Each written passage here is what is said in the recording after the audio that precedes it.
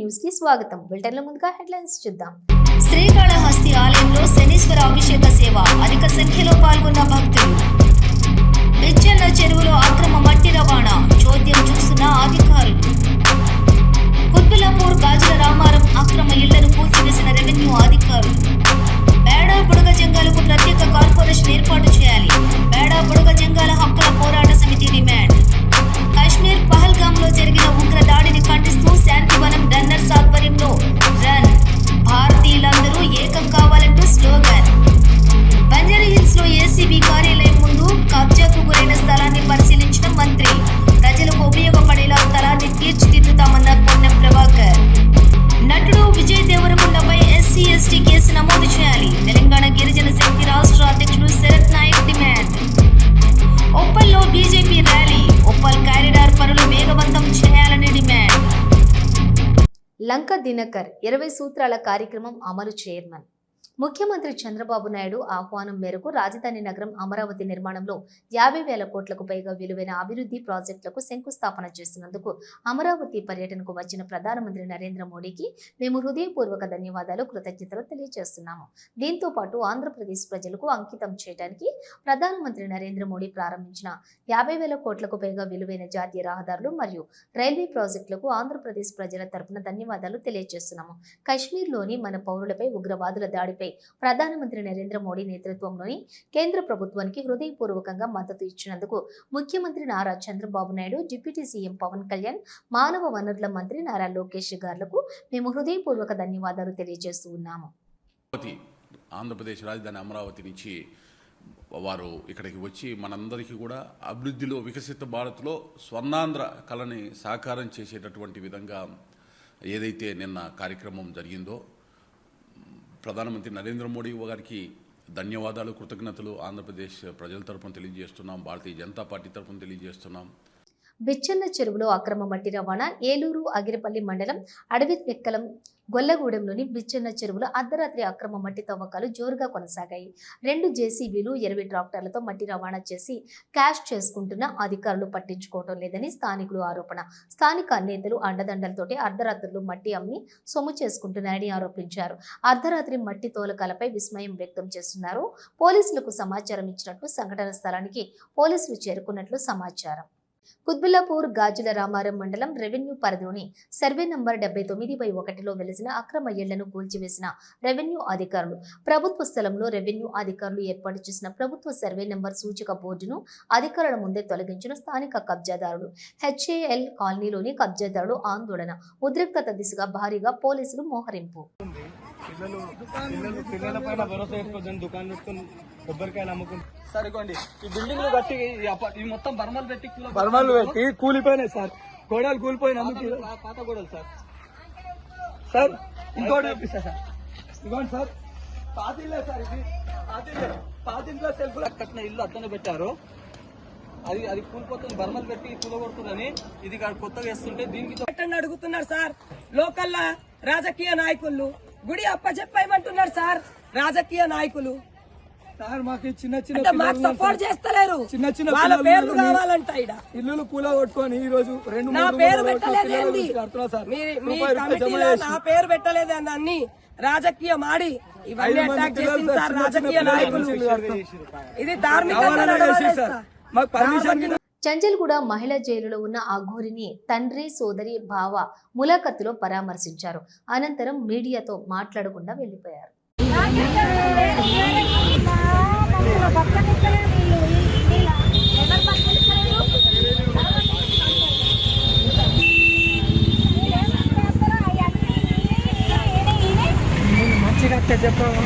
చెప్పండి మళ్ళా మంచి చెప్పండి. హైదరాబాద్ బేడ బుడగ జంగాలకు ప్రత్యేక కార్పొరేషన్ ఏర్పాటు చేయాలి. సంక్షేమ పథకాల అమలులో మొదటి ప్రాధాన్యత కల్పించాలని బేడ బుడగ జంగాల హక్కుల పోరాట సమితి వ్యవస్థాపక అధ్యక్షులు గగనం మత్తప్ప, వ్యవస్థాపక ఫౌండర్ చైర్పర్సన్ గగనం శ్రీనివాసులు డిమాండ్ చేశారు. ఈ మేరకు శుక్రవారం బాగ్లింగంపల్లిలోని సుందరయ్య విజ్ఞాన కేంద్రంలో తెలంగాణ రాష్ట్ర కమిటీ ఎన్నిక సమావేశం జరిగింది. ఈ సమావేశానికి వ్యవస్థాపక అధ్యక్షులు గగనం మత్తప్ప, ఫౌండర్ చైర్పర్సన్ గగనం శ్రీనివాసులు హాజరై మాట్లాడుతూ రాష్ట్ర వ్యాప్తంగా బేడ బుడగ జంగం కులస్తులు 10 లక్షలకు లక్షలకు పైగా ఉన్నారని, 2011 జనాభా లెక్కల ప్రకారం కేవలం 1 లక్ష జనాభా మాత్రమే ఉన్నారని లెక్కించారన్నారు. అయితే ఈ లెక్కల అనుసారంగా ఎస్సీ వర్గీకరణ బి గ్రూప్ లో నష్టపోయిన జనాభాలో మా కులస్తులు పూర్తి స్థాయిలో నష్టపోయారన్నారు. బేడబుడగ జంగం కులస్తులకు 10,000 కోట్లతో ప్రత్యేక కార్పొరేషన్ను ఏర్పాటు చేయాలని డిమాండ్ చేశారు. చదువులో పూర్తి స్థాయిలో వెనుకబడిన బేడబుడగ జంగాలకు నాణ్యమైన చదువు కోసం కార్పొరేట్ పాఠశాలల్లో 10% రిజర్వేషన్ కల్పించాలని కోరారు. విద్యా, ఉపాధి, రాజకీయ రంగాలలో గవర్నర్ కోటా కింద నామినేటెడ్ పోస్టులలో ప్రాతినిధ్యం కల్పించాలన్నారు. సంక్షేమ పథకాలలో అమలులో మొదటి ప్రాధాన్యత మాకే ఇవ్వాలని, రాష్ట్ర వ్యాప్తంగా ఇందిరమ్మ ఇండ్లలో 10% మా బేడబుడగ జంగాలకు కేటాయించాలన్నారు. మేము ఈ సందర్భంగా కోరుతున్నటువంటి ప్రధానమైనటువంటి విషయాలు, ఈ రాష్ట్రంలో ఎస్సీల యొక్క వర్గీకరణ జరిగినప్పటికీ గ్రూప్ 2లో ఉండబడినటువంటి యొక్క బుడగ జంగాలు అత్యంత తక్కువ జనాభా ఉండడం కారణం చేత 2011 జనాభా లెక్కల్లో మైగ్రేషన్ కలిగినటువంటి వాళ్ళు, ప్రధానంగా స్థిర నివాసాలు లేనటువంటి వాళ్ళు జనాభాలో వీళ్ళు భాగస్వాములు కాలేదు. కాబట్టి వీళ్ళకు ఉండబడినటువంటి జనాభా చాలా తక్కువగా నమోదు చేయబడింది. ఈ కారణం చేత గ్రూప్ 2లో అత్యంత దారుణమైనటువంటి యొక్క 1% ఇచ్చి పూర్తి స్థాయిలో నష్టపరిచినటువంటి పరిస్థితులు ఉన్నాయి. కాబట్టి మా డిమాండ్ ప్రభుత్వం ద్వారా తీసుకెళ్లేటువంటి అంశం 10,000 కోట్ల రూపాయల ప్రత్యేకమైనటువంటి ప్యాకేజీని ఏర్పాటు చేసి బుడగ జంగాల యొక్క అభివృద్ధికి భాగస్వాములు కావాల్సినటువంటి ఏర్పాట్లు ప్రభుత్వం వెంటనే చర్యలు చేపట్టాలనేటువంటి మొదటి డిమాండ్. రెండవ అంశాన్ని, రాష్ట్ర వ్యాప్తంగా ఉండబడినటువంటి అన్ని జిల్లాల్లో బుడగ జంగాలకు ముఖ్యంగా చదువుకున్నటువంటి యొక్క శాతం చాలా తక్కువగా ఉంది. కాబట్టి కార్పొరేట్ మరి స్కూళ్ళల్లో 10% రిజర్వేషన్ కల్పించి విద్యా అవకాశాలను పెంచాల్సినటువంటి అవసరం ఉంది. ఆ తర్వాత రాష్ట్రంలో ఉండబడినటువంటి అన్ని జిల్లాల్లో ప్రత్యేకమైనటువంటి కమ్యూనిటీ హాల్స్ లేవు. మా యొక్క సంస్కృతి కార్యక్రమాలు కావచ్చు, లేకపోతే మాకు సంబంధించినటువంటి యొక్క మీటింగ్లు కార్యక్రమాలు చేసుకోవడానికి కావచ్చు, ప్రతి జిల్లాలో కనీసంగా ఒక 50 లక్షల రూపాయలతోటి ఒక కమ్యూనిటీ హాల్స్ లాంటివి పెద్ద కమిటీ హాల్స్ని ఏర్పాటు చేయాల్సినటువంటి అవసరం ఉంది అనేటువంటి డిమాండ్. అదే కాకుండా ముఖ్యంగా ఈ రాష్ట్రంలో ఉండబడినటువంటి యొక్క మా యొక్క బడుగు బలహీన వర్గాలకు సంబంధించినటువంటి యొక్క కులాలు, ఈ బుడగ జంగం కులము అత్యంత వెనుకబడినటువంటి కులం కాబట్టి స్థిర నివాసాలు లేవు. కాబట్టి రేపు రాబోయేటువంటి ఇందిరమ్మ ఇళ్లలో తప్పనిసరిగా 10%, మొత్తం కోటాలో 10% ఇండ్లు అన్ని జిల్లాల్లో, అన్ని గ్రామాల్లో, అన్ని మండలాల్లో మా వాళ్ళకి ఇవ్వాల్సినటువంటి అవసరం ఉందని చెప్పి సందర్భంగా కోరుతా ఉన్నాం. 23 సంవత్సరాల నుంచి సంఘం ప్రారంభం అయినప్పటికీ అందులో అలుపెరగాక పోరాటం చేసినటువంటి వ్యక్తులు చాలామంది ఉన్నారు. అప్పుడు ఆ సమయంలో మంచి కార్యక్రమాలు చేసి ప్రభుత్వ దృష్టికి తీసుకొచ్చి ప్రజల సమస్యలను ప్రభుత్వ దృష్టికి తీసుకొచ్చి ప్రభుత్వం నుండి సమస్యలు సాల్వ్ చేసే దిశగా మేము ప్రయాణం చేసినాం. ఇప్పుడున్నటువంటి కార్యక్రమాలు అందులో అప్పుడు ఉన్నటువంటి కొందరు వ్యక్తులు కొంత చందాల పేర్లతో, కొంత సంఘం పేర్లతో, కొంత కృష్ణన్న పేర్లతో, కృష్ణమాదిగ పేర్లతో ఓయూలో కానీ మిగతా గ్రామాలలో కానీ జిల్లాలో కానీ చందాలు వసూలు చేసి వాళ్ళ ప్రయోజనాల కొరకు కాశ్మీర్ పహల్గామ్లో జరిగిన ఉగ్రదాడిని ఖండిస్తూ దానికి వ్యతిరేకంగా మేడిపల్లి చెంగిచెర్లలోని శాంతివనం పార్కులో శాంతివనం రన్నర్స్ ఆధ్వర్యంలో రన్ నిర్వహించారు. అనంతరం చనిపోయిన కుటుంబాలకు సానుభూతి తెలుపుతూ మౌనం పాటించారు. ఈ సందర్భంగా శాంతివనం రన్నర్స్ సభ్యులు మాట్లాడుతూ, దేశంలో ఉగ్రవాదం నశించాలి, దీనికి భారతీయులందరూ ఏకం కావాలి, ప్రతి ఒక్కరూ ఒక సైనికుల్లా పోరాడాలి, ఉగ్రవాదులకు ఆశ్రయం కల్పించిన వారికి గ్రహించి వారిని కూడా తరిమి కొట్టాల్సిన అవసరం ఎంతైనా ఉందని అన్నారు. ఈ రన్ లో పాల్గొన్న ప్రతి ఒక్కరికి ప్రత్యేక ధన్యవాదాలు తెలిపారు.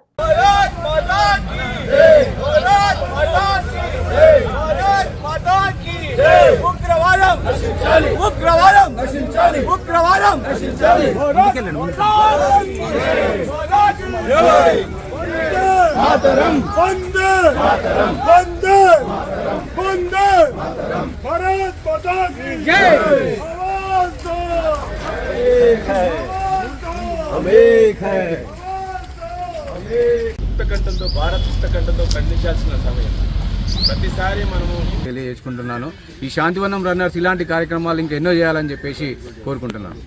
ఉగ్రవాదం నశించాలి, ఉగ్రవాదం నశించాలి, ఉగ్రవాదం నశించాలి. వందే మాతరం, వందే మాతరం. భారత్ మాతా కీ జై, భారత్ మాతా కీ జై.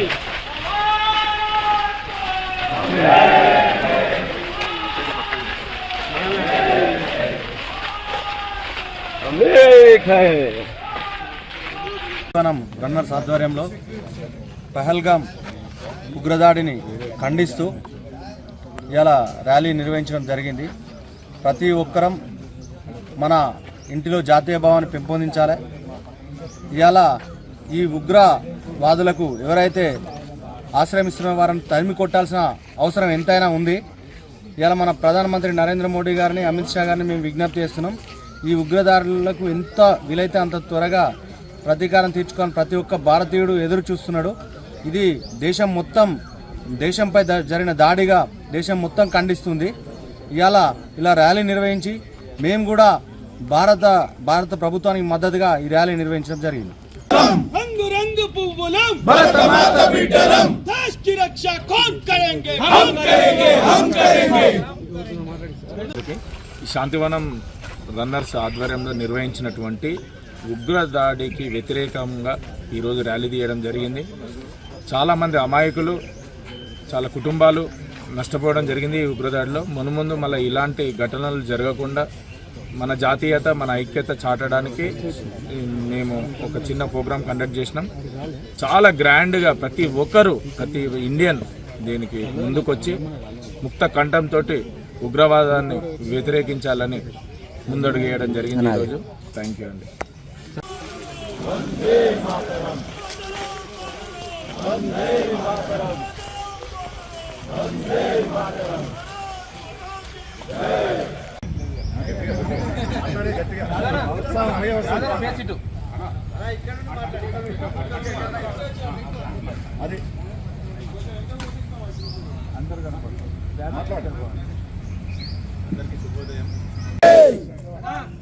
మాతరం మాతరం మాతరం భారత్ మాతా కీ జై భారత్ మాతా కీ జై జై Shri Ram. Hyderabad circle 14 town planning officer Naresh పై బీజేపీ కార్పొరేటర్ రాకేష్ జైస్వాల్ జరిపిన దాడి వివాదాస్పదమైంది. Circle 14 town planning officer Naresh పై దాడికి నిరసనగా అబేడ్స్ లోని జీహెచ్ఎంసీ కార్యాలయం ముందు జీహెచ్ఎంసీ అధికారులు ధర్నాకు దిగారు. విధులు బహిష్కరించి జీహెచ్ఎంసీ కార్యాలయం నిరసన చేపట్టారు.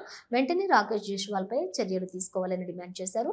బీజేపీ చాంబగ్ కార్పొరేటర్ రాకేష్ జైస్వాల్ పై చట్టపరమైన చర్యలు తీసుకొని న్యాయం చేయాలని కోరారు.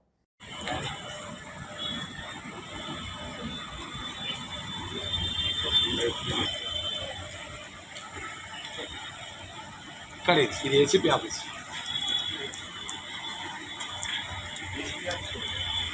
ACP office. ఎస్.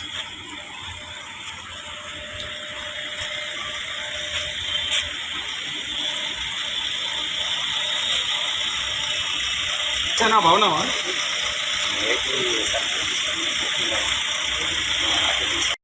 ఈరోజు ఇక్కడ హ్యాబిట్ సర్కిల్లో జరుగుతున్నది. ఎందుకనగా మన రాకేష్ జైస్వాల్ అనే కార్పొరేటర్ మా ఉద్యోగులపై దాడి చేసి నానా బూతులు తిట్టడం జరిగింది. నిన్న ఏసీపీ క్యాబిన్లోకి చొరబడి మరి మా సెక్షన్ ఆఫీసర్ అయినటువంటి నరేష్ కుమార్ పై దాడి చేశాడు.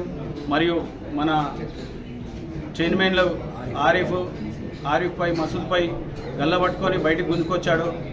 దానిపై ధర్నా జరుగుతున్నది. ఇటువంటి అరాచకాలు జరగొద్దని ఈ ధర్నా చేయడం జరుగుతున్నది. వారిపై కఠినంగా చర్య తీసుకోవాలని ఇప్పుడే మన కొందరు ఏసీపీ గారు, మా యూనియన్ జోనల్ అధ్యక్షుడు మోహన్ దాస్ గారు కూడా వెళ్ళి పోలీస్ కమిషనర్ గారికి ఫిర్యాదు చేయడానికి వెళ్ళారు. వాటిపై కఠిన చర్య తీసుకోవాలి ఖచ్చితంగా. ఏ ఉద్యోగికైనా ఎప్పుడు ఏం జరిగినా, ఇటువంటి అరాచకాలు జరిగినప్పుడు ఈ మన భాగ్యనగర్ మున్సిపల్ ఎంప్లాయీస్ అండగా ఉంటుందని ఈ సభాముఖంగా తెలియజేస్తున్నాము. వారిపై కఠినంగా చర్య తీసుకోవాలి. హైదరాబాద్ బంజారా హిల్స్ లో ఏసీబీ కార్యాలయం ముందు కబ్జాకు గురైనటువంటి తిరిగి స్వాధీనం చేసుకున్న ప్రభుత్వ స్థలాన్ని మంత్రి Ponnam Prabhakar, GHMC mayor Gadwal Vijayalakshmi, collector Anudeep Durishetti, RDO, MRO తదితర అధికారులు పరిశీలించారు. సర్వే నంబర్ 102/1లో 12 ఎకరాల ప్రభుత్వ స్థలాన్ని పరిశీలించి మంత్రి పొన్నం ప్రభాకర్ ఫెన్సింగ్ పై అధికారులకు పలు సూచనలు చేశారు. 12 ఎకరాల ప్రభుత్వ స్థలంలో కబ్జాకు గురైన ప్రాంతంలో కూల్చివేసిన ప్రాంతాలను అధికారులతో కలిసి పరిశీలించారు. మంత్రి పొన్నం ప్రభాకర్ మాట్లాడుతూ బంజారా హిల్స్ ఏసీబీ కార్యాలయం ముందు 102/1 సర్వే నెంబర్లో ఉన్న ప్రభుత్వ ఖాళీ స్థలం స్థలం కబ్జాకి గురి కావడంతో కలెక్టర్, ఆర్జీఓ, ఎంఆర్ఓ తదితర అధికారులు రికార్డుల ఆధారంగా రెవెన్యూ ఆధీనంలోకి తీసుకోవడం జరిగింది. దీనిని ప్రజలకు ఉపయోగపడే విధంగా ముఖ్యమంత్రి రేవంత్ రెడ్డి నిర్ణయం చేశారు. ప్రభుత్వ స్థలాన్ని కాపాడిన కలెక్టర్, ఆర్జీఓ, ఎంఆర్ఓకి హైదరాబాద్ ఇన్ఛార్జి మంత్రిగా అభినందనలు తెలియజేస్తున్నానని అన్నారు. ధరణి తర్వాత భూభారతి వచ్చిన సందర్భంగా రాష్ట్రంలో ఎక్కడైనా ప్రభుత్వ స్థలాలు కబ్జాకు గురైనట్లయితే ప్రభుత్వ అధికారుల దృష్టికి తీసుకుని రావాలని ప్రజలకు విజ్ఞప్తి చేశారు.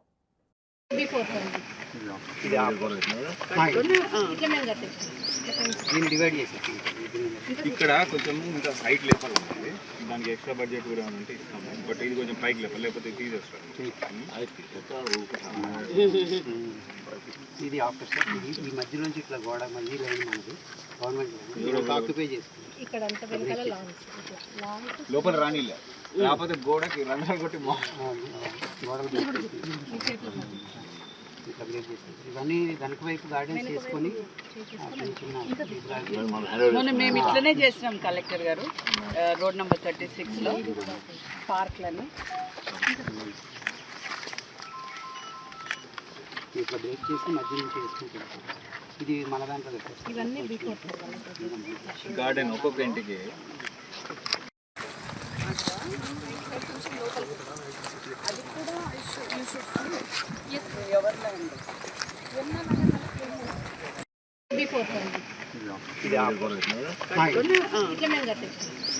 దీన్ని డివైడ్ చేసి ఇక్కడ కొంచెం ఇంకా సైట్ లేపల్ ఉంటుంది, దానికి ఎక్స్ట్రా బడ్జెట్ కూడా ఉంటే ఇస్తాము. బట్ ఇది కొంచెం పైకి లేపాలి, లేకపోతే తీసేస్తాం.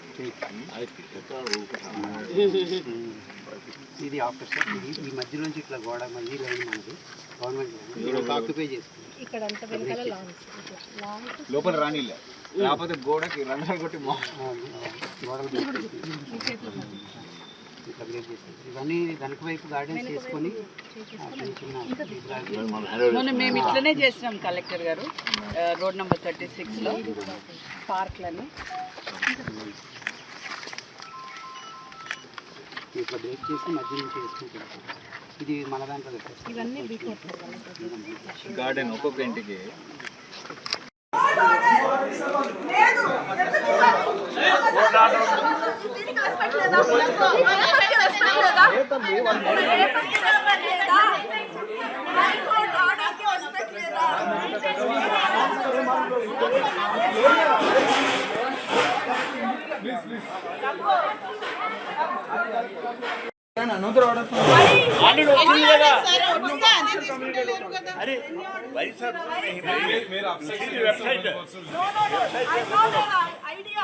They wanted to put and say like we have already done on some other day. No, this is we have already second. Today is second and we have order on. That is what. We have order on first. We have order on first. అంతా ముందు గొడవ కాకుండా నిన్న break చేసి notice ఇచ్చిన ఇవన్నీ ఇక్కడ కలిపేస్తారు.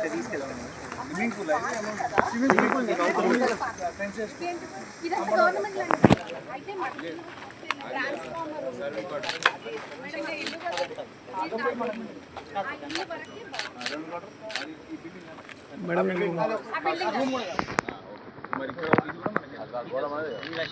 అవుతుంది మనకి.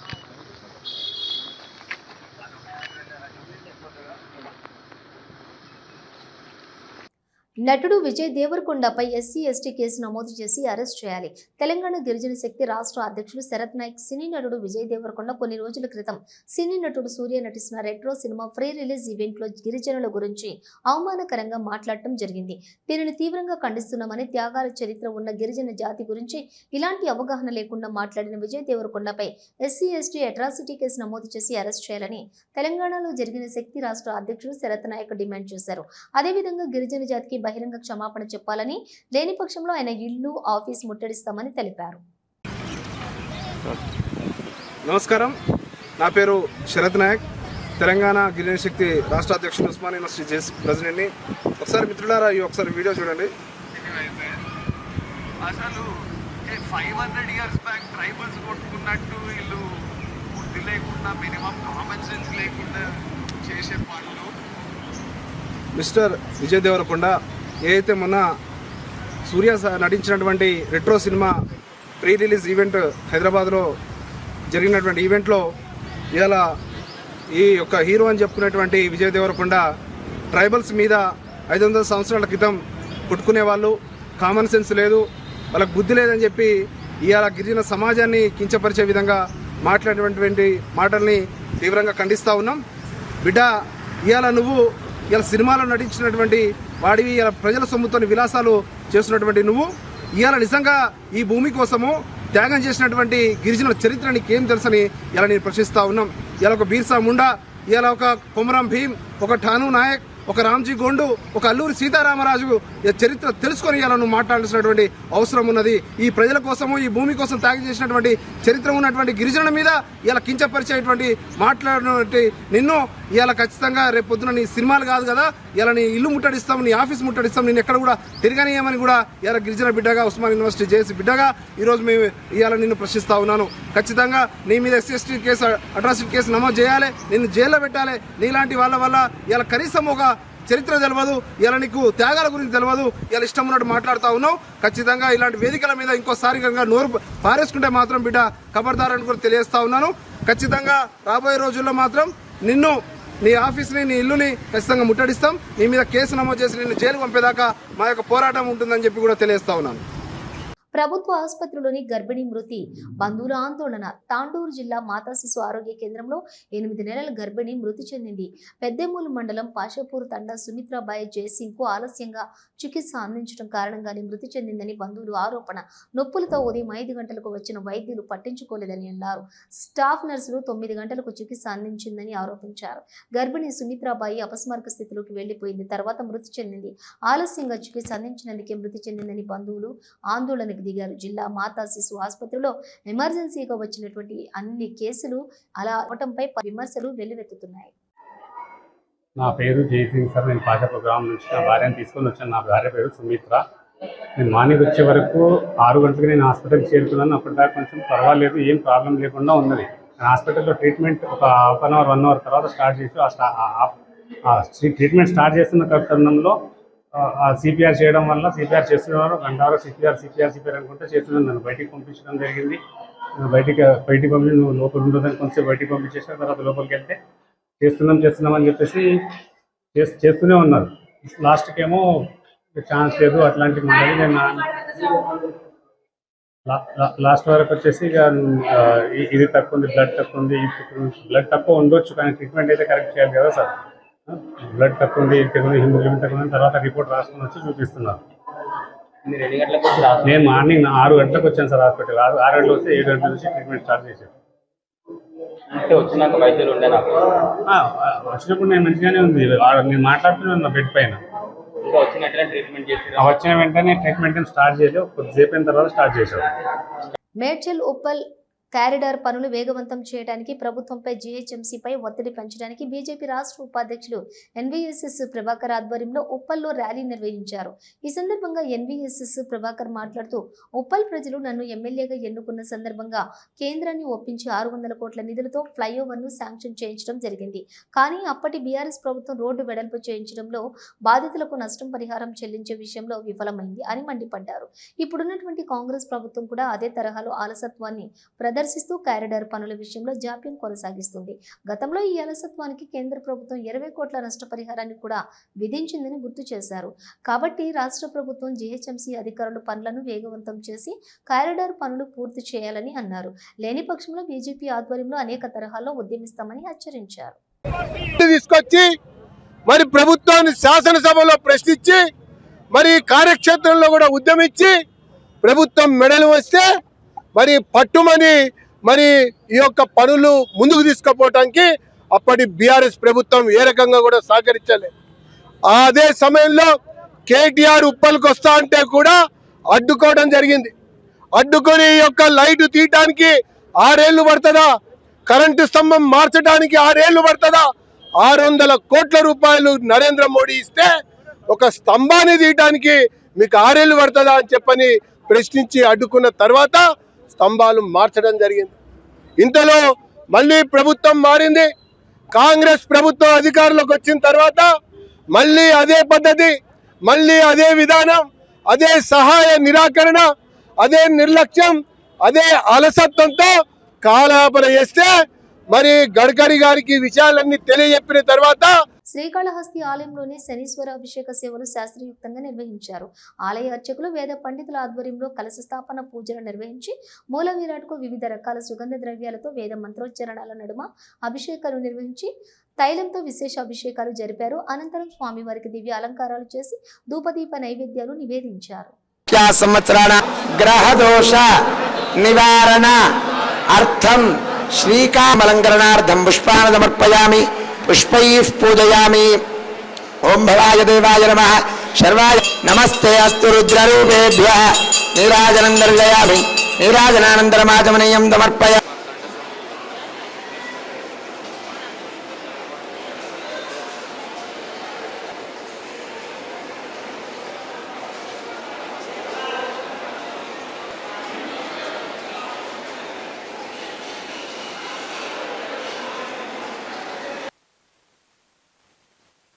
ఇవి బులెటిన్ విశేషాలు. మరో బులెటిన్తో మళ్ళీ కలుద్దాం.